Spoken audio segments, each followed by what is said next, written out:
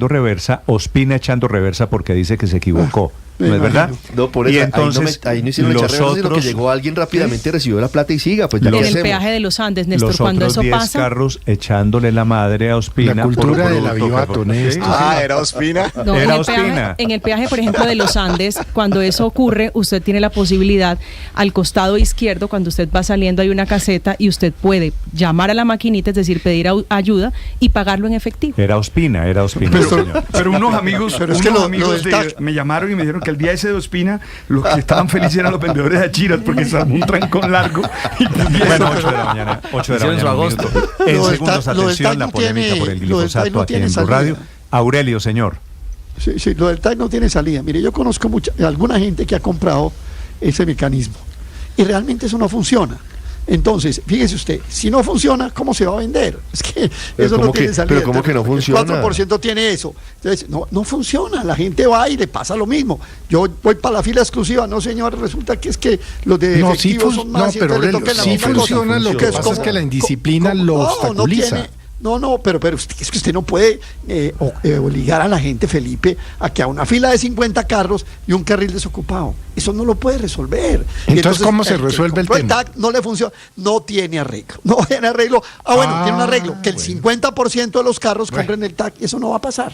Esa es la realidad, la gente lo ha comprado. Usted y no lo ha comprado en la aplicación. Yo he visto que lo han comprado en los centros comerciales. Usted no es capaz de hacer ni siquiera que un pago electrónico funcione. Esto está, Aurelio, inventado en todo el mundo. Mire, me dicen en Antioquia que... Sí, está inventado, pero no funciona. Precisamente que haya un carril. No es un tema de Colombia. En Antioquia el FlyPass me dice que funciona muy bien. Están hablando como si esto fuera un tema. Y la solución es precisamente que haya un carril vacío, porque eso es lo que enseña y motiva. Esto es una transacción económica. Hay que generar unas motivaciones económicas. En Colombia, usted lo decía ahora, con el Transmilenio. Si un país tiene una cultura de transacciones digitales, es Colombia. Los teléfonos postpago son la minoría, la mayoría de la gente usa el prepago, los sistemas de transporte usan tarjeta.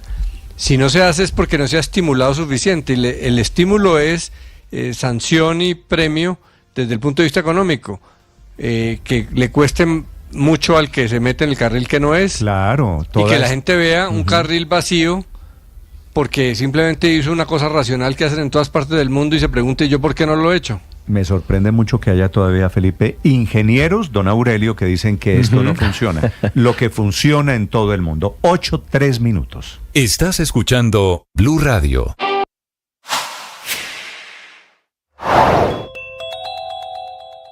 Una de las dolorosas aristas que ha dejado el conflicto en el país es la que tiene que ver con la desaparición forzada, crimen de lesa humanidad utilizado por todos los grupos armados, lamentablemente, incluyendo la fuerza pública. Por eso la JEP avanza en la búsqueda de la verdad sobre las desapariciones forzadas cometidas por algunos militares, verdad que se debe encontrar por medio del hallazgo de los restos de los desaparecidos, algunos de ellos desde hace décadas. En ese escenario es clave el trabajo que adelantan magistrados, investigadores y analistas forenses en la Escuela de Logística del Ejército y en el Batallón de Contrainteligencia en el sur de Bogotá, sitio en el que estarían sepultados los restos de algunas víctimas de desaparición forzada en los 80 y en los 90. La revelación de Blue Radio sobre la excavación realizada por un grupo de militares en uno de los sitios en los que, según un testigo, estaría sepultada la exguerrillera del M-19 Irma Franco Pineda, desaparecida tras el holocausto del Palacio de Justicia, ha encendido las alarmas al punto de que fueron enteradas las cabezas de diferentes poderes en Colombia, el presidente de la JEP, la fiscal general de la Nación y el ministro de Defensa. Esa irregularidad cometida el pasado 3 de febrero se da en el contexto del hallazgo previo de un fragmento de una costilla humana, sepultado en el mismo batallón en el marco de la búsqueda de Pedro Movilla, exintegrante de la Unión Patriótica, desaparecido por integrantes del ejército en 1993.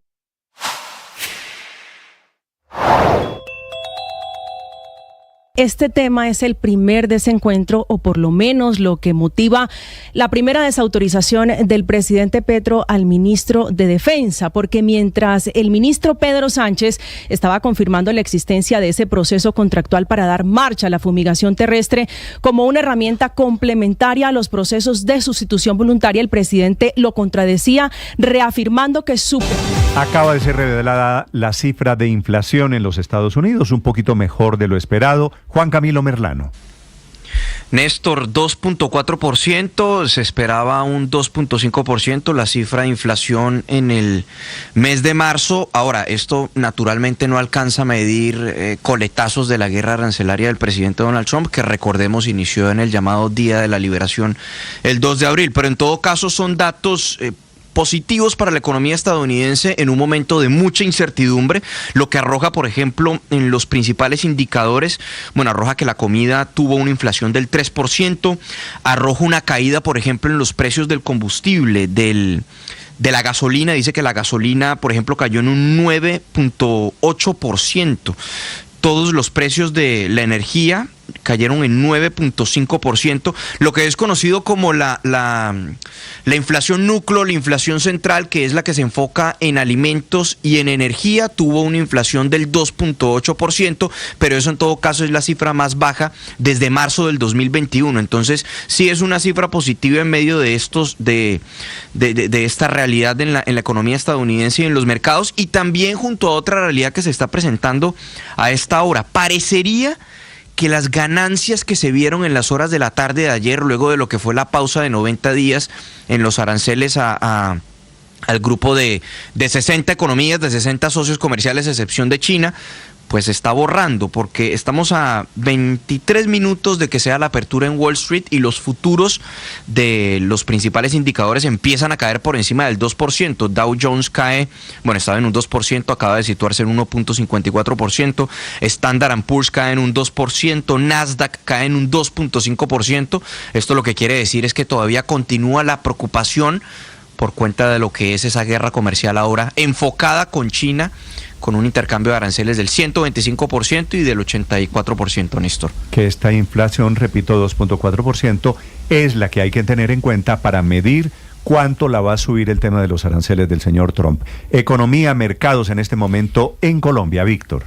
Néstor, recuerde que el dólar en Colombia cierra operaciones a la 1 de la tarde, es decir, ayer era muy temprano cuando cerró operaciones, el dólar no alcanzó a recoger todo ese boom que vivieron los mercados, que permanecieron abiertos hasta más tarde, y ese repunte que tuvo Wall Street, así que ese beneficio de ese impacto positivo, ya que Donald Trump decidió hacer una pausa, un alto al fuego en medio de esta guerra comercial, levantar un poquitico la bandera blanca de la paz y la respuesta positiva que ha recibido algunos socios comerciales, ese impacto positivo se está absorbiendo hoy en la cotización del dólar en Colombia, que está presentando una muy fuerte caída de 80 pesos en estos primeros minutos de negociación. El precio de apertura fue por debajo de los 4.400 pesos. Recordemos, ayer se alcanzó a elevar casi a 4.500 pesos. Apertura 4.330 pesos, que fue el precio mínimo de la jornada. El precio máximo 4.343 pesos. Cotización promedio 4.336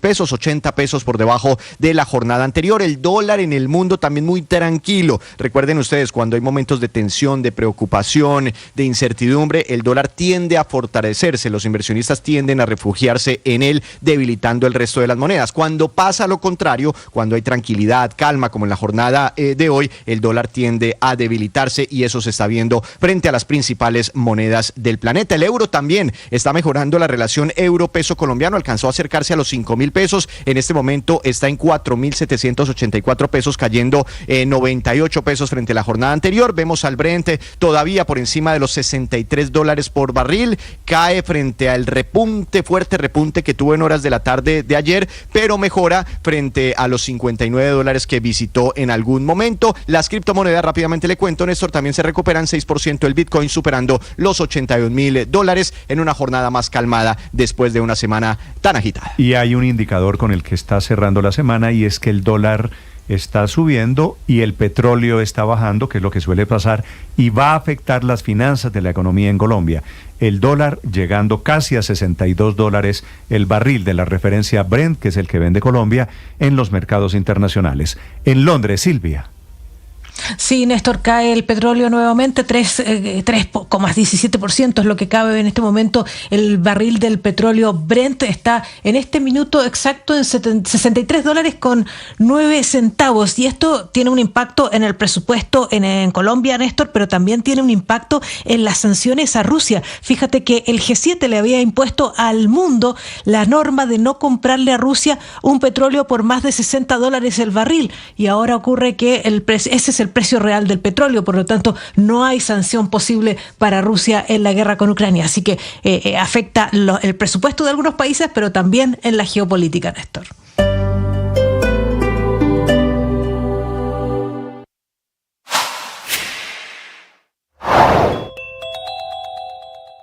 A un día de que se suspendiera la audiencia de imputación contra Daniel Quintero, la lista sigue subiendo y ya son al menos 39 sus exfuncionarios imputados por diferentes hechos. El último caso involucra al exsecretario de Movilidad Juan Carlos Torres y al exdirector técnico de la Secretaría de Infraestructura Rubén López. Esto por un contrato de 16.000 millones de pesos firmado el 29 de junio de 2023, cuando ya estaba en vigencia la Ley de Garantías. Se trató de una maniobra para eludir procesos de contratación públicos transparentes, desconociendo de esta manera lo establecido en el artículo 32 de la Ley 8093.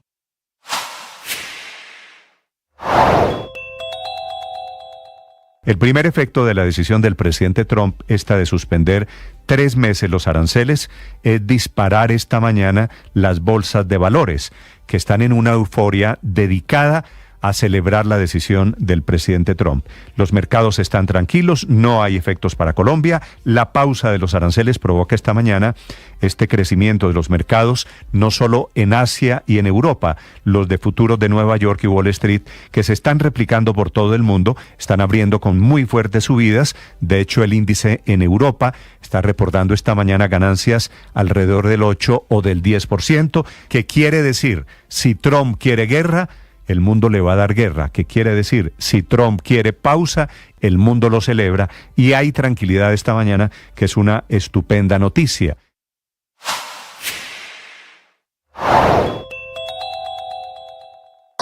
Colombia asumió por primera vez la presidencia pro tempore de la Comunidad de Estados Latinoamericanos y Caribeños CELAC durante una cumbre celebrada en Tegucigalpa, en Honduras. En su discurso de aceptación, el presidente Gustavo Petro destacó la importancia de fortalecer la integración regional.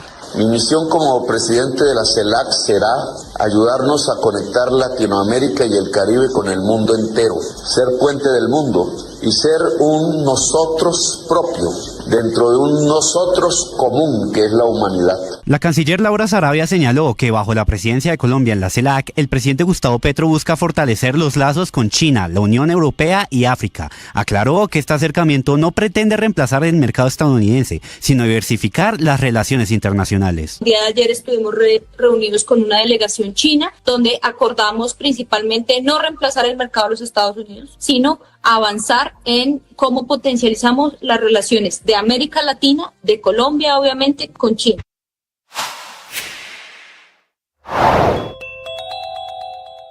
Quizá por tratarse de niñas cuyos padres de familia, pero también otros papás ven y dicen pueden ser mis hijas, quizá por el misterio que rodea la muerte, quizá por la intoxicación, quizá por la comunidad del Colegio Nogales o por todo junto, es que el caso de los intoxicados que fueron atendidos en la Fundación Santa Fe se ha convertido en una de las noticias más comentadas y seguidas por la gente en Bogotá. En medio de todas esas preguntas que todavía no tienen respuesta, hay varias actualizaciones. Primero, Medicina Legal en las últimas horas amplió el equipo de patólogos y toxicólogos que tienen la tarea de buscar la sustancia, la razón de la muerte de Emilia y de Inés, las 2 niñas que ya murieron en este caso. Explica Medicina Legal en las últimas horas que no hay un tiempo estimado para encontrar esa sustancia, pero que cuando eso ocurra, el dictamen se lo pasarán a la Fiscalía, que tendrá ahora la tarea de la investigación con las consecuencias penales a las que esto pueda llegar. Sin tener ninguna pista de cuál es esa sustancia que mató a las niñas y que mantiene hospitalizada a Gabriela y a un joven de 21 años, el secretario de Salud de Bogotá. El Día de las Víctimas en Colombia, celebrado ayer, termina en un enfrentamiento entre parlamentarios que son hijos de orillas políticas diferentes, una de Carlos Pizarro y el otro de Jorge 40, el hombre del paramilitarismo, y termina con una discusión alrededor de ese tema. Carolina Botero. Néstor, buenos días. La sesión dedicada a las víctimas del conflicto armado en Colombia que se llevó a cabo en el Congreso de la República terminó con varias polémicas de por medio. Un enredo entre muchos decían víctimas y victimarios. Primero, a raíz de la ausencia del presidente de la Cámara, Jaime Raúl Salamanca, al vicepresidente Jorge Tovar, por norma, le tocó asumir el rol de presidir esta plenaria junto al presidente del Senado, Efraín Cepeda. Sin embargo, varios senadores mostraron inconformismo, ya que aseguraban que era una falta de respeto que el hijo de Jorge 40, quien recordemos era un paramilitar acusado de diversos crímenes, fuera quien presidiera esta sesión. Argumentaban senadoras como María José Pizarro que era una falta de respeto hacia las víctimas presentes. Que hoy la mesa directiva esté presidida por el representante Tovar, creo que no es, en términos de formas, lo más oportuno. A raíz de esto, representantes como Catherine Miranda le hicieron un llamado a la senadora Pizarro para que, según ella, dejara de ser tan hipócrita, diciéndole que no podía estar denunciando esto cuando era hija de Carlos Pizarro. Recordemos, quien había hecho parte del M-19 en su momento. A mí me parece completamente inaceptable que se juzgue a una persona como Jorge Tovar por ser el hijo de. Si no, esto tampoco tendría por qué estar acá sentada, señora María José Pizarro. El representante Jorge Tovar, mayor implicado en toda esta discusión, tampoco se quedó callado. Que con hipocresía y doble moral jamás vamos a pasar las páginas de la violencia en este país. Los delitos de sangre no existen. Así defendió la bancada del Centro Democrático en voz del representante Andrés Forero al representante Tovar. Pero en el caso del señor Tovar, él no tiene ninguna clase de acusación. Él no la tiene, señor presidente. Que lo haya hecho su padre es otra cosa. Sin embargo, en un acto de reconciliación, el representante de la Curul de Paz, William Aljure, invitó a Jorge Tovar, María José Pizarro, integrantes también del Partido Comunes, a hacer un acto de reconciliación, de paz, algo que la plenaria celebró con aplausos. La plenaria continuó y con esto se escucharon voces de víctimas del conflicto armado quienes denunciaron abandono por parte del Estado. Sin embargo, dentro de sus palabras, muchos aseguraron que todavía habían tensiones y cierto resentimiento por personas congresistas que en estos momentos están ocupando curules que según ellos hacían parte de grupos armados y no deberían estar ahí sentados. Así fue el caso de Iber Rodríguez, un soldado víctima de minas antipersona quien perdió sus piernas a raíz del conflicto armado. Es desafortunado ver que miembros de grupos violentos, M-19, FARC, son premiados con curules en el Congreso después de unos procesos amañados de paz. Bueno, y así termina Carolina, gracias, discúlpeme, la interrumpo porque tengo en la línea a la senadora María José Pizarro para hablar de este incidente. Senadora, buenos días. Muy buenos días, Néstor, ¿cómo estás? Un saludo para ti, para toda la mesa de trabajo y para los oyentes. Senadora, ¿qué pasó ayer que era el Día de las Víctimas y termina en este enfrentamiento, en esta pelea? No, yo creo que no, tampoco hay que hablar de un enfrentamiento, no, yo creo que es el debate parlamentario. Lo que pasa es que estamos en un país que no ha podido realmente generar espacios de reconciliación, donde los pocos referentes de paz y las referencias para la paz pues han sido básicamente vilipendiados, y en un Congreso que está lleno de víctimas de todos los sectores, no solamente ayer, el Día de las Víctimas, cuando vienen representantes de la Mesa Nacional de Víctimas, de distintas organizaciones, sino que además los mismos parlamentarios han pasado por situaciones de victimización. Yo quiero recordar aquí, por ejemplo, en el caso nuestro, en la bancada de Senado, solo por hablarles de la bancada del Senado, casi todos sus miembros han sufrido algún tipo de victimización, o fueron perseguidos, o fueron exiliados, o sus padres fueron asesinados, o ellos mismos sufrieron atentados, como es el caso de la senadora Aida Bella, que es sobreviviente al genocidio de la Unión Patriótica, y en un país donde la verdad no hemos logrado avanzar sobre la verdad, donde se superponen distintas verdades, pues por supuesto esto no es ajeno a la realidad nacional y el Congreso termina siendo un escenario donde todas estas situaciones se juntan, se encuentran y evidentemente, como yo lo dije en ese momento, hay que cuidar mucho las formas. Yo nunca he pretendido dirigir, por ejemplo, una sesión como la del 9 de abril porque considero que precisamente se superponen distintas verdades y yo creo que ese es el tacto y el cuidado que tiene que tener la mesa directiva en este tipo de situaciones. En otro momento han dirigido la plenaria, por ejemplo, en estos últimos 3 años, otros miembros de la circunscripción especial de víctimas, pero en este caso en concreto, pues por supuesto, hay gente que se siente interpelada y lo que sucede es que no hemos tramitado escenarios de reconciliación. Yo creo que al contrario, esta es una oportunidad para que le podamos explicar, en primer lugar, eso a la ciudadanía, pero para que empecemos a hablar un poco más de reconciliación, de verdad, de una verdad que ha sido negada en muchísimos casos, de las exigencias de justicia que tienen millones de víctimas en este país. Senadora, si le entiendo bien, si a usted la invitaran a presidir una sesión de víctimas en el Congreso de Colombia, ¿no aceptaría esa invitación por el antecedente y por lo que pasó con su padre, el ex jefe del M-19, Carlos Pizarro? Pues mira, y como lo dije ayer, mi padre fue asesinado 45 días después de firmar la paz.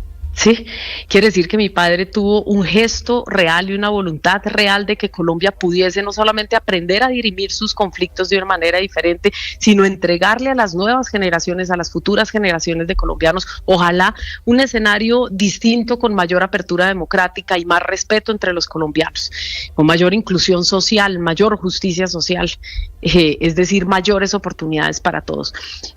Pero sin embargo entiendo que mi padre fue también comandante del movimiento 19 de abril y por lo tanto considero que no es mi lugar en un día como ese ocupar ese escenario, no porque yo no tenga la legitimidad. Como lo decía ayer, seguramente el señor Tovar ha pasado también por distintos episodios de victimización y tiene la legitimidad no solamente de presidir una sesión, sino de estar en el Congreso de la República. La pregunta es, ¿debería ocupar una de las curules de víctimas? Pues bueno, tal vez esas son cuestiones que no me corresponde a mí. Él llegó por un voto popular y pues la gente en su territorio tendrá y hará las reflexiones. Yo no voy a entrar allí. Lo que sí considero es que hay que cuidar las formas y si uno puede generar algún tipo de interpelación en otros sectores, pues hay que tener ese cuidado. Y efectivamente lo que decía la senadora Aida Bella, después de haber sobrevivido al genocidio de la Unión Patriótica, de que fuera atacada con un mortero, de que más de 6.000 de los miembros de la Unión Patriótica de un partido político legal fuesen asesinados de manera sistemática, entre ellos varios parlamentarios como el padre del senador Iván Cepeda, por ejemplo, se sintiese interpelada y que se cuestione su lugar de víctima. Ella también es una víctima del conflicto armado y por supuesto que tiene mucho que decir, o la senadora Ida Quilcué o distintos senadores y senadoras que han pasado no solamente en nuestra bancada, en todas las bancadas, pues por situaciones muy duras y hay que tener ese tacto y ese cuidado, que era lo que yo le decía al presidente del Senado, pero el presidente del Senado pues definitivamente no se caracteriza siempre por manejar un buen tacto y respeto a todas las bancadas y en el Congreso, vuelvo y repito, existen todas las posturas políticas. Senadora, sé que tiene una reunión, le agradezco estos minutos, la dejo que siga adelante con su trabajo diario, es la senadora María José Pizarro. Gracias por estos minutos, muy amable. No, a ustedes, muchísimas gracias y gracias por el espacio. No, a usted, que me parece de todas formas una reflexión alrededor del tema de víctimas y de conflicto en Colombia. 8:24. Estás escuchando Blue Radio.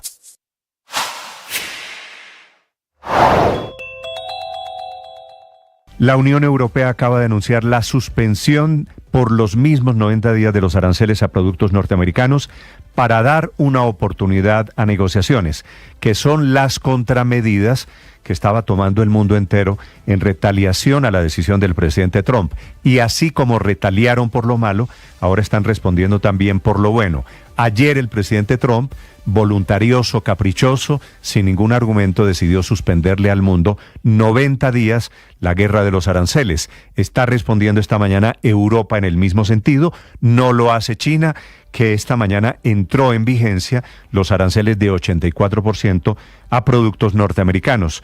Quiere decir, la guerra que era con el mundo entero se ha pausado durante 3 meses. Estaremos en pausa, pero con China. Y ahora sobre la polémica del glifosato, en donde parece haber un cortocircuito entre el Ministerio de Defensa y el gobierno.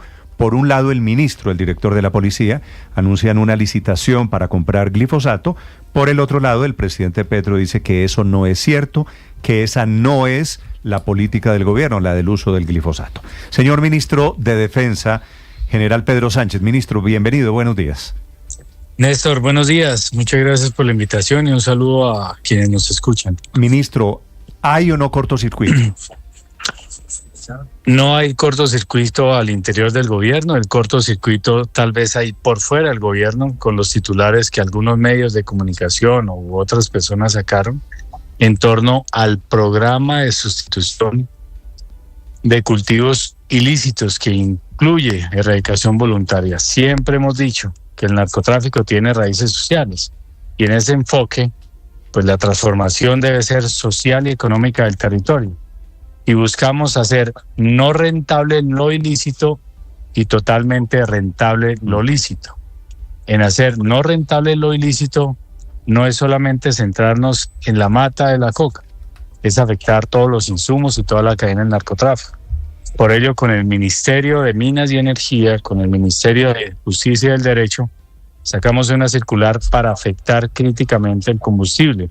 Eso lo hará más escaso y por ende incrementará el costo de la producción de cocaína. A ver, ministro, pero perdóneme, ¿hay o no hay andando una licitación? Tengo entendido, bueno, lo dijo el director de la policía, ¿se cierra mañana viernes una licitación para comprar glifosato? Gracias, Néstor. También perdóneme, por favor, y termino la respuesta. Sí, señor. Para ir en ese avance. Entonces, es en lo no rentable, lo ilícito, es 1, los insumos, 2, la erradicación. En ese momento ya se han erradicado manualmente 1.157 hectáreas de manera manual.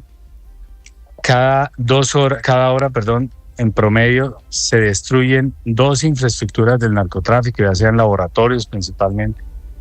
Se han incautado hasta la fecha 228 toneladas de cocaína, pero no solamente acá, sino en ultramar, por ejemplo, frente a la costa de África, 6.5 toneladas con Francia, pero con información de nuestra Armada Nacional, afectando también el lavado de activos e incluso empleando el bombardeo contra los grupos o las estructuras criminales. Y viene la otra parte que le respondería a lo que me acaba nuevamente de preguntarme, es volver lícito o rentable lo lícito. Y en ese proceso es tomar ejemplos como los que ocurrió en el Bichada, en el cual 1.200 hectáreas se erradicaron de manera voluntaria y se sustituyeron por el cacao. Ahora, esa erradicación voluntaria para el objetivo, vuelvo y digo, el objetivo es sustitución de cultivos ilícitos, tiene que erradicarse. Y el glifosato acelera esa erradicación hasta 7 veces la velocidad. Y depende de la concertación que se haga con las comunidades. El glifosato como aspersión aérea está prohibido desde el 2015, en el cual el 75% del componente era glifosato y el 25% era agua. Cuando se emplea con fumigación manual, con el programa PECAT, es todo lo contrario, 25% glifosato y 75% agua. Y se emplea inclusive en cultivos agrícolas legales. Pero esto debe ser de la mano de la comunidad, con la cual se concertaría. Pero ministro, mira, aquí está la disponibilidad. Señor. Perdóneme, si usted me dice que el glifosato está prohibido y me está citando el historial de prohibiciones alrededor del glifosato, ¿por qué hay una licitación hoy abierta en la Dirección Antinarcóticos para comprar glifosato? La aspersión aérea con glifosato está prohibida desde el 2015. Porque se empleaba el 75% de agua, 75% de glifosato y 25% de agua, y pues no era algo controlado y afectaba el medio ambiente, etcétera, y los estudios que hicieron. Pero el glifosato empleado de manera terrestre está autorizado. El PECAT tiene licencia ambiental. porque emplea los insumos de manera contraria. 75% de agua y 25% de glifosato, y tiene que cumplir unos protocolos, que no esté cerca a cuerpos de agua y otros elementos. En Colombia se emplea regularmente por la agricultura, entonces sí está autorizado siempre y cuando sea fumigación manual, pero para la erradicación de cultivos ilícitos se haría si se concerta con la comunidad. El proceso precontactual que ustedes han visto ahí en la página del SECOP dice una cláusula muy clara respecto a este agroquímico, que por decisión ajena a la Dirección de Antinarcóticos se decide suspender el uso de este agroquímico, se podrá hacer en cualquier momento. ¿De qué depende? De la voluntad del campesinado. En este momento ya vamos a despegar para pero ministro, le pido una aclaración, si usted es tan amable, porque usted me dice no vamos a asperjar, es glifosato que se va a utilizar con erradicación por tierra, es lo que le entiendo, ¿cierto? Se va a hacer si el campesino decide erradicar en esa erradicación voluntaria, acelerar el proceso hasta 7 veces más rápido, es decir, que no tarde 7 meses para erradicar su cultivo, sino que lo haga en 1 mes. Y para ello el PECAT, que es la aspersión terrestre empleando glifosato, pues está disponible. Si el campesino dice no lo quiero, pues no se emplea. Es decir, ¿no habrá erradicación forzosa de cultivos de hoja de coca con glifosato, ministro, es lo que le entiendo? Así es, el proyecto apunta básicamente a sustitución de cultivos ilícitos, como lo dijo el presidente, con erradicación voluntaria. Yo aclaré eso anoche, y el señor presidente le dio retweet a lo que aclaré. Eso significa que el cortocircuito se generó fue por fuera. Y lo que referencié ahí fue lo mismo que mencioné en la rueda de prensa. Ministro, pero ¿por qué la licitación la hace la Dirección Antinarcóticos de la Policía si no es para hoja de coca? Es para hoja de coca, hace parte, digamos, del programa para combatir el narcotráfico, pero ese contrato no solamente incluye ese agroquímico, incluye horas de vuelo que se requiere para mover la Policía Nacional para darle seguridad a donde se va a hacer el programa de sustitución de cultivos ilícitos con erradicación voluntaria. Esta aclaración que usted está haciendo aquí en público, ministro, se la agradezco. ¿Usted tuvo esta conversación anoche con el presidente? Claro, sí, señor. Inmediatamente terminamos la rueda de prensa y salieron titulares que vuelve el glifosato como erradicación. El señor presidente me preguntó, ¿y aquí qué pasó? Y le dije, señor presidente, aquí hay un cortocircuito hacia afuera. El programa, mire, aquí está la rueda de prensa mía, etcétera. El programa apunta a esto, etcétera, etcétera, etcétera. Y inmediatamente él sacó la aclaración diciendo es falso, pero aclarándole fue a una noticia que sacó alguno de los medios y luego retuiteó con lo que yo dije, con lo que la aclaración ministro, que yo dije. Yo tengo aquí, con el respeto con el que yo lo he tratado siempre, tengo el contrato, los 7,000 y pico de millones de pesos son para glifosato. ¿Puede leer la parte donde dice agroquímico, por favor, donde dice que en eventos donde por decisión descripción plaguicida químico de un agrícola con composición garantizada de ingrediente activo glifosato 450 litros. Segundo, plaguicida químico de uso agrícola con composición garantizada activo glifosato. Yo lo que veo es un contrato de glifosato.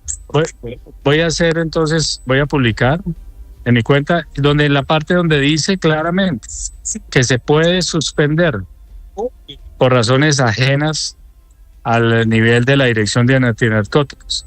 Pero vuelvo y digo, si bien es cierto ese contrato está público, es simplemente algo complementario a lo esencial. ¿Y qué es lo esencial? La sustitución de cultivos ilícitos. ¿Qué se podría suspender, ministro? Con erradicación voluntaria. La adquisición de glifosato. Yo le voy a mandar, voy a publicar esa parte donde dice, donde dice eso. Ministro, por circunstancias externas a la Policía Antinarcóticos, ¿se refiere el contrato o piensa el contrato, por ejemplo, en un escenario como este, por decisión política del presidente de la República, puede no adquirirse el glifosato? ¿Y es lo que va a pasar? Sí, está formulado el contrato de esa manera. ¿Y de qué depende? Pues de lo que diga la comunidad. Pero ahorita, decir, ministro, ¿podríamos estar ante el escenario de que al final no se adjudique mañana el contrato? No, el contrato se adjudica, pero quien vaya a ser el proveedor tiene que ser consciente que en algún momento le van a decir, ¿sabe qué? Por demanda yo ya no requiero ese elemento. Pero ministro, ¿cómo hacen un contrato para comprar glifosato y después le dicen ya no necesitamos el glifosato? Colocando esa cláusula que le acabé de mencionar. ¿Y esa cláusula está en el contrato? En la fase precontractual sí está. Y esto, ministro, ¿esto no suena un poquito raro, un contrato para adquirir glifosato con una cláusula que es posible que no queramos el glifosato? Ahí en este momento hay dos cosas. Primero, la comunidad. En el Catatumbo, por ejemplo, hay 7.500 hectáreas que quieren erradicar voluntariamente. En el Cañón del Micay hay 1.000 hectáreas que quieren erradicar voluntariamente. Y potencialmente hay en el Putumayo y en Nariño. En este proceso lo que se dice es por demanda, es listo, usted me suple acorde a mi necesidad que vaya teniendo. Y si en algún momento digo ya no más, pues no me quiere más, pero permite la flexibilidad pues de emplearlo en otro lado. Vale. Esos son los elementos. Ahora, si en la fase contractual, si en la fase precontractual se dicen el proveedor no puedo hacer eso, etcétera, no, eso no me sirve, porque hay unas aclaraciones en ello que se tienen que hacer, pues se revisa y se toma la decisión jurídica que corresponde. Vale. Ministro, ¿quién comenzó el proceso de esta licitación, de la compra de glifosato? La Policía Nacional, de acuerdo a los lineamientos que se vienen dando, porque es que, vuelvo y digo, no estamos en ese contrato solamente adquiriendo ese agroquímico, se están adquiriendo otras capacidades como horas de vuelo. Claro. Pero en ese contrato, discúlpeme Ricardo, ese contrato que lo hace la Policía Antinarcóticos, ¿fue con el visto bueno de quien era el ministro de Defensa de la época? Sí, señor. Sí. Que era el ministro Velázquez. O sea, usted heredó el contrato. Sí, pero heredé también el programa, y el programa es sustitución de cultivos ilícitos con erradicación voluntaria. Ministro. Ese es el foco, ese es el foco más importante, donde estamos centrados, donde estamos alineados. Ahorita voy con Gloria Miranda del PENIS a hablar con las comunidades, hablar con ellos y que nos digan, sí o no, es más fácil retirar un elemento que volver a intentar a hacer un contrato ya tarde, a final de año, que tal vez no se pueda dar. Por eso está esa cláusula. Ministro, me pierdo en un punto, ministro, y es que según el contrato, la policía busca adquirir 40.000 litros de glifosato. 40.000 litros. Si esto es voluntario, si depende de si el campesino quiere o no acelerar la sustitución, ¿de dónde sale la cifra proyectada de los 40.000 litros que se necesitan? De un cálculo de 20.000 hectáreas. Pero no están seguros de que los campesinos de esas 20.000 hectáreas quieran utilizar el glifosato. Correcto, y por eso es que está la cláusula que decimos, entonces no, pues simplemente se elimina, se reduce. O sea, si los campesinos dicen no queremos el glifosato, no hay glifosato. Así es. Y eventualmente, ministro, ¿estamos ante el riesgo de quedarnos con el glifosato comprado, no usarlo? Por eso está la cláusula, Néstor. Okay. Por eso está la cláusula. Sí. Ahora, hay otros elementos, ¿no? El glifosato, pero son aparte. El glifosato puede durar hasta 5 años. Sí, ministro, usted ha hablado de concertación, usted ha hablado de la idea de que los campesinos estén de acuerdo, pero usted ayer dijo, ministro, que esperaban que funcionara tan bien la sustitución que no fuera necesario utilizar este método que usted comparó con los bombardeos, que son unas herramientas legítimas y que están disponibles. ahora nos está hablando de 20.000 hectáreas, que es más o menos el cálculo que ustedes han hecho para la compra del glifosato. ¿Cuál es el tiempo, ministro? Porque sé que existe una línea de tiempo, aquí la estoy viendo. ¿Cuál es el tiempo que ustedes se han fijado para decir si hubo voluntad, si funcionó el programa de sustitución voluntaria? Creemos que en mayo, pero yo creo que se puede dar antes. Es muy relativo porque hay que hablar con las comunidades, porque el problema del narcotráfico tiene raíces sociales. Si no convertimos lo que se ha hecho en nómadas a los campesinos, a los cultivadores de coca, erradicamos acá y se van a otro sitio, tal vez a una zona protegida, y es afectar el cultivo o la producción de narcotráfico de manera integral. Porque aquí podríamos decir, no, erradicamos 30.000 hectáreas, hay 250.000. Y al final del año terminar con 260.000, pues no hay una afectación real del narcotráfico. La intención es que caiga realmente la producción de narcotráfico en Colombia, y por ello el programa es incluso integral. Aquí puede sonarle a alguno algo paralelo, pero es que, por ejemplo, el Ministerio de Educación presentó en el Consejo de Ministros la semana pasada del enfoque de educar a la gente desde pequeña, de 1 a 3 años, darle educación, darle comida, darle leche, que eso no, pues no exponer a la gente a este cáncer, pero también darle oportunidades. Y algo que estamos hablando allá es que esos territorios son muy hermosos y el turismo es un potencial enorme para eso. Que esa solución pues no va a ocurrir en 8 días, pues no, llevamos más de 60 años o 70 años combatiendo el problema de las drogas y combatiendo los grupos criminales que viven de él. Ministro, ¿existe el riesgo de que se declare desierta la licitación? Se lo pregunto porque uno de los interesados le envió una carta a la policía antinarcóticos hace pocos días, hace menos de una semana, donde dice lo siguiente, precisamente sobre esa incertidumbre. Dice: en este caso, trasladar al contratista el riesgo de que eventualmente no se realicen pedidos o se hagan en cantidades ínfimas podrían afectar gravemente su planeación financiera, su flujo de caja, su logística de producción o importación. Es decir, los interesados eventualmente están preocupados porque el contrato termina siendo ambiguo. ¿Eso no les da a ustedes la posibilidad de que eventualmente mañana no se presente nadie? ¿O no la adjudiquen? Un contrato per se siempre tiene ese riesgo de que se declare desierto, y la función de nosotros es reducir o mitigar ese riesgo. Y detrás de estos contratos también existen manos muy oscuras. No estoy diciendo para nada o hablando mal de la persona que haya comunicado eso, lo quiero dejar claro. Pero entonces casi siempre el que pierde dice que era la mejor opción y que el primero era lo peor. Casi siempre es así. Y ese es un contrato de bastante dinero, pero en el cual pues ya el contratista, la persona dirá cómo compensa ese riesgo. Entonces pues ya en la oferta dirá, pero estoy seguro que hay oferentes que irán y asumirán ese riesgo y simplemente establecerán canales de logísticos para que la respuesta sea rápida, acorde a la demanda. Vale. Ministro, una pregunta final. En todo este rollo de glifosato, de si se va a usar o no glifosato, ¿tiene algo que ver la mano de Estados Unidos? ¿La inconformidad de Estados Unidos? Pues la inconformidad es de, si bien es cierto, podría decirlo en Estados Unidos, es principalmente de Colombia. Aquí está muriendo gente, siendo asesinado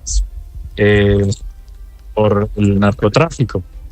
Y es un problema transnacional. Ayer el presidente lo dijo en la CELAC. Tenemos que combatirlo de manera internacional. En Estados Unidos hay alta demanda de narcotráfico, de cocaína. En Europa, Francia es uno de los países que más demanda cocaína. Entonces el enfoque debe ser de todos articularnos. Cualquier división en la cohesión y en la cooperación entre naciones es la ventana del que el narcotráfico aprovecha para fortalecerse. Hoy tenemos, por ejemplo, la visita del comandante del Comando Sur para ir avanzando en fortalecer capacidades. Estamos hablando también de cómo lograr un centro de fusión de inteligencia más efectivo para combatir el narcotráfico. La preocupación de todos es absoluta. Y claro, la erradicación es un elemento importante, pero no es el único. Hay que abordarlo de manera integral. Yo les agradezco, Néstor, como siempre, este espacio. Ministro, muy amable, ministro. Ya va para el Catatumbo, ¿verdad? Sí, señor, y pues afortunadamente la espera aquí para despegar fue la que permitió pues hablar con ustedes, pero también me limita el tiempo para hablar allá en el Catatumbo. ¿Nos ayudó el mal clima esta mañana? Temas de tráfico aéreo. Vale. ¿Que tiene consejo a las 3 de la tarde con el presidente Petro, consejo de seguridad? Sí, señor. O sea, le también toca ir y volver en 5 horas, imagínese usted. Sí, así es. Ministro, pues Esa arranque es la rápido. labor Lo dejo, le deseo feliz viaje, señor ministro, gracias. A ustedes muy amable, un feliz día, muchas gracias. 8:44, el ministro de Defensa, el muy amable ministro, el general Pedro Sánchez. Felipe, con las precisiones alrededor de si se va a usar o no glifosato. Me da la impresión, Felipe, de que esa licitación, Felipe, la de mañana, que se cierra mañana, está muy embolatada. Estaba haciendo malabarismo el ministro de la entrevista. Pobre ministro, y lo digo con afecto, no lo conozco, pero caray, qué cantidad de maniobras, triple salto mortal. No. Sí, para claro, esto de que inexplicable. Néstor, mire, vamos a comprar glifosato, pero le voy a decir una cosa, Felipe, que le puede sorprender. En esta tiene toda la razón el presidente Gustavo Petro. No, pues claro, si es que acuérdese que Petro dijo, usted puede estar en de el acuerdo gobierno o no. del pacto histórico no habrá una sola gota. Por eso, Felipe, de glifosato que se arroje sobre las tierras de nuestra patria. Pero a mí me había alegrado, Felipe, el cambio de opinión. Unos litricos. No, por eso uno puede. Por si acaso. Andrés, usted es que el contrato dice 40.000 litros, Felipe. Usted puede estar de acuerdo con el glifosato. Por si acaso, con el glifosato, usted puede decir es que todo ha salido mal, que los cultivos han crecido como efectivamente han crecido. Pues vamos en 300.000 hectáreas casi. No, por eso es un desastre, Felipe. Pero el presidente Petro, la Corte Constitucional han dicho desde hace rato el glifosato no se puede usar para la erradicación de cultivos ilícitos en Colombia. Mire, Néstor, cualquiera que sea la estrategia que supuestamente esté utilizando este gobierno para el control de cultivos ilícitos está fracasando y nos está poniendo al borde de una situación muy dramática, y con esto no quiero decir la desertificación, una situación interna de violencia fuera de control en este país. Mire, escuche al ministro en la entrevista que acabamos de oír, las cifras que da de erradicación voluntaria concertada con comunidades: 1.000 hectáreas en tal parte, 7.000 hectáreas en tal otra. Son cifras muy, muy pequeñas comparadas con la magnitud del problema que está llegando a las 300.000 hectáreas.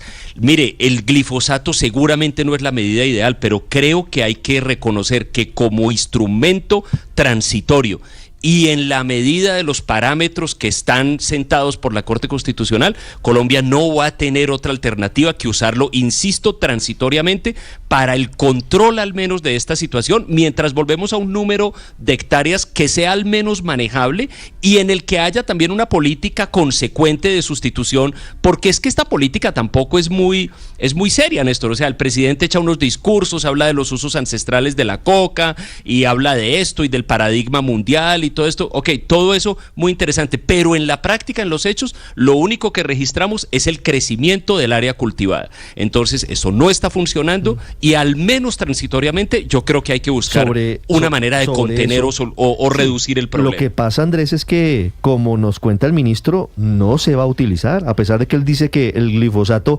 acelera hasta 7 veces la erradicación de los cultivos de hoja de coca. Él dice que solo si los campesinos están de acuerdo se utilizaría el glifosato. ¿Y entonces qué van a hacer? ¿Un peculado o qué? Pues, Felipe, obviamente ahí entrarán los órganos de control a ver qué ocurre, pero hablando de cifras, porque Andrés da en el clavo, Felipe, María Camila y Luis Ernesto, un concejal de Bogotá, Julián Rodríguez, que está revelando un dato que me parece que es importante porque no se conocía, que es cuántas hectáreas cultivadas de hoja de coca hay hoy en Colombia, según el famoso CIMA, que es el Sistema Integrado de Información y Monitoreo de Cultivos Ilícitos. A diciembre del año pasado, Felipe, 262.428 hectáreas de hoja de coca en Colombia. 262.428, cifra récord en tendencia ascendente los cultivos de hoja de coca. Sí, pero eso tiene usted, Ricardo, que sumarle las toneladas métricas que crecieron anuales, es decir, la producción de cocaína que pasó de 1.738 a 2.664 en el último año. Pero sabe que revisando el documento de 76 páginas donde se hace el estudio de viabilidad, la necesidad del glifosato, Ricardo, usted se encuentra un número grande de funcionarios del gobierno nacional, desde ministros, exdirectores de la policía como el general William Salamanca y la doctora Laura Sarabia, a la que le enviaron una comunicación el 17 de septiembre de 2024. Es decir, y usted llega a la conclusión de que todo el mundo sabía, menos el presidente Gustavo Petro. Entonces eso le permite a usted, Ricardo, preguntarse si estaban actuando a espaldas del presidente o si el presidente hoy está echándose para atrás y había dado la orden. ¿Qué fue lo que pasó alrededor de eso? Porque todos sabían, ministro de Justicia, ministro de Defensa, el director de la policía, la doctora Laura Sarabia, solo por mencionarle algunos de esos funcionarios. ¿Será que no le informaron al presidente, Luis Ernesto? ¿Será que el presidente no sabía? ¿No? Pues o está echándose yo que veo aquí, yo lo que veo es unos funcionarios tratando de evitar la desertificación y la verdad me parece una chambonada como lo están haciendo. Colombia debe eliminar el uso de glifosato que mata gente, que mata la posibilidad de tener una vida digna en el campo, y más con aspersión aérea. Lo debe haber eliminado, no solo por la sentencia de la Corte, sino por decisión propia. Y no puede permitirse una imposición de los Estados Unidos o de cualquier país, porque el efecto del glifosato es muy sencillo. Yo fumigo varias hectáreas con glifosato y lo que hago es subir el precio de la hoja de coca en otras partes, lo cual, ¿a quién le llega esa plata? Pues a los que están en las rentas criminales. Entonces, eso es el trabajo de Sísifo. Esa es la tarea más estúpida que podemos hacer los colombianos, seguir matándonos, intoxicándonos. ¿Para qué? Para aumentar el precio de la hoja de coca ilegal, que al final lo que hace es aumentar las rentas criminales de los que estamos combatiendo. Entonces, la guerra contra las drogas... El glifosato se utiliza en los cultivos lícitos, en la agricultura. La guerra contra las drogas, claro, se utiliza en los cultivos lícitos de manera muy focalizada, pero además con las mismas consecuencias que cuando se hacen los cultivos ilícitos. Y si usted hace aspersión aérea, lo que hace eso es relativo, Luis Ernesto. Hay estudios que señalan que los perjuicios del glifosato se dan cuando hay altas concentraciones y cuando se hacen a través de la aspersión. Aquí Ricardo, nadie está hablando aquí de aspersión. Propongo que fumiguemos la cabina. Ilícitos? Propongo que fumiguemos la cabina de Blue Radio para que veamos qué tan relativo es los perjuicios a la salud. Estoy seguro que todos aquí al unísono. Pero no nos vengamos con esa caricatura, Luis Ernesto, porque estoy seguro que aquí al unísono todos diríamos. Aquí al general Leonardo Gallego, que se bañó en glifosato hace 30 años para mostrar que era inocuo. Estoy seguro. Mire, el glifosato se usa en cultivos de caña, café, palma, arroz, maíz, frutales. Hay que buscar herramientas porque la situación se salió de madre. Esa es una herramienta disponible, legal, dijo el ministro. Pero aquí la solución, insisto, la solución no va a ser fumigar con glifosato. Si eso hubiera sido una solución, ya Colombia no habría hoja de coca, porque es que duramos décadas fumigando con glifosato. ¿Y cuál fue la consecuencia? La que les acabo de describir, que es básicamente la de cualquier mercado. Si usted limita la oferta, ¿qué va a pasar? Pues se sube el precio. Si yo fumigo con glifosato, limito la oferta, se sube el precio, y entonces el ELN o el Clan del Golfo, el que esté utilizando esto, pues lo que va a hacer es tener más plata. Así que la solución realmente es la que ha venido liderando el gobierno, en la que creo que la ha estado haciendo en la ONU la misma canciller, y es entender que la hoja de coca no puede ser tipificada como como la misma cocaína. Tenemos que buscar para la hoja de coca destinación distinta, no fumigarla y por esa vía intoxicar a campesinos. Tenemos que buscar usos distintos de la hoja de coca, tenemos que sacarla de esa lista de las Naciones Unidas. Yo no estoy seguro que la hoja de coca tenga tantos usos legales como quieren diferentes sectores. El uso principal de la hoja de coca hoy es la producción y fabricación de cocaína. 853, Aurelio. Sí, Ricardo. Bueno, lo de la aspersión aérea está descartado. Está descartado, es que nadie está hablando aquí de eso, está prohibido por la Corte Constitucional. Saquémoslo de la ecuación, eso no va a tener no tiene ningún sentido acá hablar de eso. Pero aquí, de todo lo que ha dicho el ministro Sánchez, y lo que ha dicho Petro, y lo que ha dicho el contrato, y lo que ha dicho, además del ministro Sánchez, acuérdese, el contrato tiene el visto bueno de la ministra Mohamed cuando era ministra de Ambiente. El contrato tiene el visto bueno de la ministra Buitrago, el contrato tiene el visto bueno del ministro Velázquez y ahora del ministro Sánchez. Aquí se va a usar glifosato. Esa es la realidad. Se va a usar radicular, terrestre, voluntario, póngale todos los adjetivos, va a usarse glifosato. Lo dijo el ministro Sánchez tranquilamente, dijo, a las personas que están inscritas para sustituir cultivos se les va a decir, arranca o aquí tenemos un tanquecito de glifosato por si lo quiere usar. Eso es lo que va a pasar, van a utilizar el glifosato y el presidente Petro pues está tratando de matizar, porque detrás de todo esto, ¿qué está, Ricardo? Detrás de todo esto no está lo que llaman el fantasma de la desertificación, está lo que se llama el desvelo de la desertificación. Está el gobierno tratando de decir, no nos desertifique, Petro lo dice de una manera, los otros lo dicen de otra, pero ahí lo que está detrás es eso. Y se va a usar glifosato, voluntario o involuntario, radicular, por poquito, lo que sea, pero volvió el glifosato a la lucha antinarcóticos. 8:54 minutos. Álvaro, la polémica y la Ricardo, pregunta, leemos sus comentarios. ¿Qué opina de la posibilidad de que se reactive el uso focalizado, nos explica el ministro de Defensa, y voluntario del glifosato para la erradicación de hoja de coca? En eso de los cultivos, pues hay dos problemas. El de largo plazo, que no se ve solución, porque ni siquiera es el glifosato, porque la aspersión aérea está prohibida. Yo creo que la única solución es que los países consumidores entreguen grandes sumas para hacer sustitución masiva para que funcione, pero bueno, eso no es viable ahora. Pero en el corto plazo el problema es la desertificación. Yo creo que el gobierno Petro piensa que es inevitable esa desertificación y que se está enfocando es en qué sanciones va a imponer Estados Unidos como consecuencia, porque la ley de la desertificación permite desde que sea simplemente simbólico hasta sanciones muy graves. Y el problema que tenemos es que en la mente del presidente Trump lo que hay es que está pendiente el uso del glifosato, porque el expresidente Duque le prometió que iba a volver a asperjar, y seguramente cuando el tema surja, pues Trump va a pedir eso. Acuérdese que después de esa promesa, a los pocos meses, Trump dijo que Duque era un buen muchacho, pero que no cumplía.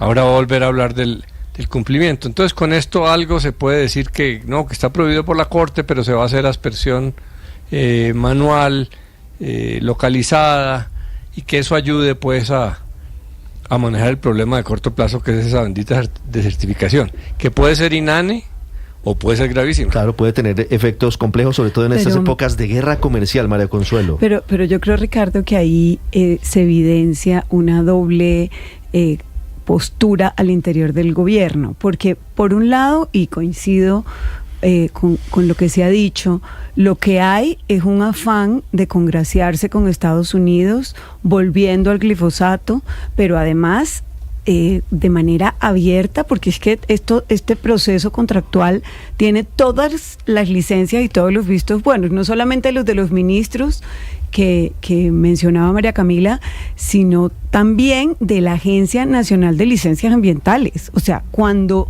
la suspensión de asperjar glifosato fue precisamente argumentando motivos ambientales, es la Agencia Nacional de Licencias Ambientales la que da la licencia para continuar con este proceso contractual, con lo cual de alguna manera ya le están haciendo el quite al argumento principal de no usarlo. Pero está también, por supuesto, el discurso del presidente, que no habrá una sola gota, ni terrestre, ni manual, ni aérea, ni nada. Y entonces lo que veo yo acá es que va a terminar pasando lo mismo que con la licitación de pasaportes, o sea, haciendo un cambio, un timonazo del proceso contractual, a pesar de que tiene todos los vistos buenos internos, precisamente para que sea el discurso del señor presidente lo que se impone. Me dice un experto, María Consuelo, que el glifosato es el herbicida más utilizado, que usualmente los campesinos utilizan con gran frecuencia este herbicida, el glifosato. Donde más se usa es en Nariño, Ricardo. Imagínese, pero además para cultivos lícitos, además para cultivos legales, claro. ¿No es verdad? Y una precisión es que no está suspendido, Ricardo, no está prohibido, está suspendido como una medida de prevención desde el 2015 en el gobierno del expresidente Juan Manuel Santos. En la práctica hoy no se puede hacer no, pero en ningún caso se puede hacer aspersión, no puede haber fumigación aérea con glifosato. Claro. Claro, pero prohibido, que es lo que dicen supuestamente únicamente para los ilícitos, y ahí viene la incoherencia, porque son un total de 45 empresas del país, de Colombia, que producen productos que tienen glifosato, que efectivamente se usan, Ricardo, para cultivos como café, caña, arroz, maíz, algodón y demás. Y el pedazo que no se logra producir en el país, que es el 85%, ese 15% restante se importa de otros lados, principalmente desde China, que es el principal productor mundial de glifosato, y una parte sí efectivamente desde los Estados Unidos. Entonces siempre hay como ese doble discurso y esa incoherencia de por qué entonces sí se puede usar en cultivos de arroz, pero no se puede usar, por ejemplo, en los cultivos ilícitos, más el discurso claro del presidente de decir que Colombia, potencia mundial de la vida, y al mismo tiempo estar haciendo una licitación para volver a fumigar, aunque sea manualmente y no de manera aérea, otra vez los cultivos ilícitos de coca en el país. Que póngase usted a pensar, entre otras cosas, pues es una licitación realmente bastante enredada, porque cómo así que tiene una cláusula por si de pronto, pero que quizás que al final haría que entonces se reduzcan 20.000 hectáreas. No, 20.000 hectáreas de finalmente 250.000. Esa sí es la cláusula, Petro. O sea, usted va a ir a decirles a los gringos, pues ya no, exactamente lo que nos decía un poco el ministro, ya no tenemos 250.000, tenemos 230.000 hectáreas. Pues qué vergüenza. O sea, en últimas, ¿qué es lo que yo también quisiera. En segundos actualizamos las noticias del mundo, Andrés, para finalizar. Yo también quisiera que en el mundo hubiera un cambio de paradigma, no solo con la hoja de coca, sino con las drogas en general, pero la verdad, no solamente lo veo lejos, sino lo veo alejándose, Ricardo. Es decir, experimentos que ha habido en el mundo, en Oregon, en Portugal, todo eso, hay un cierto consenso de que eso ha salido menos bien de lo que se esperaba, no voy a decir mal. Le oí decir a un diplomático que si usted hiciera una votación en Naciones Unidas para hablar de esto, de legalización de las drogas o regulación, lo que sea, ni siquiera conseguiría 5 votos a favor o máximo 5. Entonces Colombia se ve lamentablemente obligada a seguir combatiendo este fenómeno, y además porque este fenómeno produce unas consecuencias internas de violencia. Yo tampoco creo que el glifosato sea la solución, pero creo que es inevitable como medida de control ante la emergencia que significan 260.000, 270.000 hectáreas, que obviamente con esos procedimientos de erradicación manual que nos estaban describiendo aquí, de a 1.000, 2.000, 7.000 hectáreas, no vamos a lograr controlar en ningún plazo de tiempo, Ricardo. 9:02 minutos, ya regresamos en Mañanas Blue. Más de 260.000 hectáreas de hoja de coca a diciembre del año pasado en Colombia, según las cifras oficiales. Estás escuchando Blue Radio. Uno de los cuentos infantiles que más me gusta es el de Hansel y Gretel. Me encanta la idea